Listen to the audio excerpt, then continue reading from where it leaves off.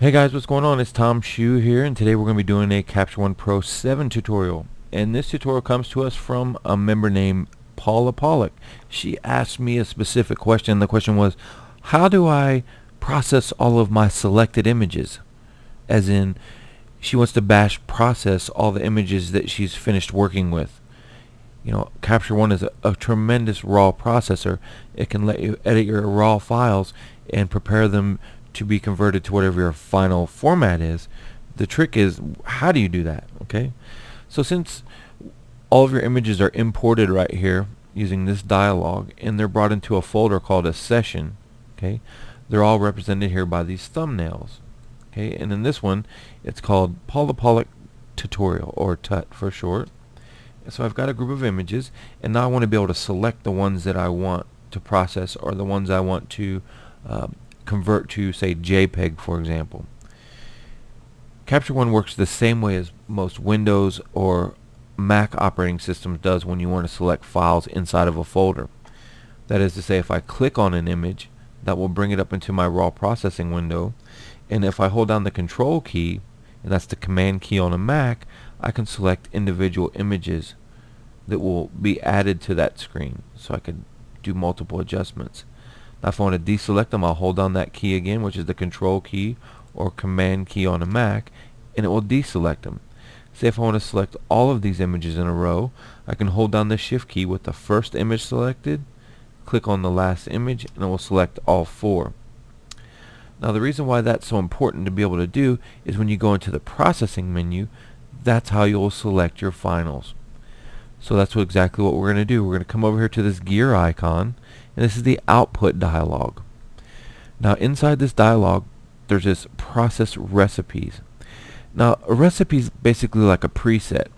Say for example, I processed a bunch of images to the web, and I knew I wanted them all to be 1600 pixels on the long edge, and I want them to all to be sRGB. I want them to all to have a watermark. I would save that recipe, and I could just apply that to my selected images. However, that won't teach you very much just to apply a recipe. What I want to do is teach you how to create that recipe. And if you come down here to process recipe, you click this drop down box, and this will give you all of your adjustments to the image. So say for example, I want to save this as a JPEG image. I have a bunch of different options. I could save it as a TIFF or PSD or PNG, but in this case we'll do save it as a JPEG, be an 8-bit, not an 8-bit. If you've ever worked inside the Save for Web dialog in Photoshop, this is a lot like that. We can save it at 100% or 50%, depending on where you're going to be sharing this image. In this case, we'll leave it at 100%. I can choose a profile. For example, most web browsers are not color managed. So if you put it in sRGB, they all can get the color right. If you left it in ProPhoto or some other display type, then you're going to get weird colors on the internet.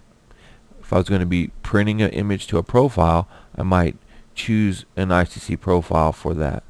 Okay, maybe velvet fine art paper for my Epson printer. Okay. Also, I'll choose the resolution. There's options to choose: pixels per millimeter. We use pixels per inch in the United States. And also we're going to be scaling this to the long edge. If I didn't want to do anything, I don't want to upscale it, I could leave it to a fixed, and then I could say, hey, put it at 50% or put it at 25%. Okay, and that will just reduce the image as it is to 25%. In this case, I want an exact dimension, and I want to do it by the long edge. And in this case, we'll make it 1600 pixels. Okay. Now, say for example, I had some blemishes on the skin that I wanted to retouch, but I didn't want to do it to the raw file. I just wanted to do it to that JPEG file. I could choose Open with Photoshop CS6 or whatever editor you want to use. Okay. And in this case, we're not going to choose one. We're going to choose none. And this is where we would rename our images. Now, I'm going to leave these images just the way they are, and I'm going to change the job name to Paula Tut. But if you do want to change the image name, I did a tutorial on all of the image naming, and you can check that out. There's a bunch of presets you can choose from. The job subnames, all kinds of different naming formats, but in this case we're just going to choose image name and click OK. The output is where you want to store the file, and then if you see that we're choosing Capture One Sessions, I made a folder called Paula Pollock or tutorial, okay? And that's where those images will go, and it gives you a summary. There's some other options as well. If you click the file, you could change which folder you want it to go to. You could change where it stores.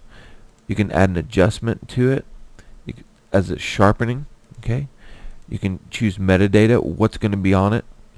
If you want to just include your rating and tag color, if you did all of your selects by a tag or a color, you could choose to keep that in the metadata. You can also watermark your image. You can do a text-based one, and I'll let you type one in, or you can choose an image-based one. We're not going to watermark ours now. Once you get done, you have those ones selected. If you click process, you'll see you get these orange gears, okay? Now once one's processed, you'll get a gray gear, right? So that's it. You can hand your files out that simply, and when they're done processing, you can work with them as a JPEG file instead of your RAW. Let's show you what happens if I wanted to do a select. Say for example, if I chose this one right here and I wanted to open it inside Photoshop, I would choose open it with Photoshop CS6, and I click process, and it will hand that off. And as you can see, it's opening the file inside the Photoshop dialog. There's the splash screen. By default, I have all my JPEGs open up in the RAW, camera RAW. So we'd click open image, and now I could go in and do any kind of skin retouching that I wanted to do, whatever, work on my file to make it finished. And then at the end, just hit file save, and it will put it right in that folder that we had, which was the output folder. We click save, close down Photoshop, and we're done. So that's it. I hope that was helpful to anyone that's looking to batch process our images inside Capture One. And Paula, thanks for the question. Hope you all have a great day, and until next time, we'll see you soon.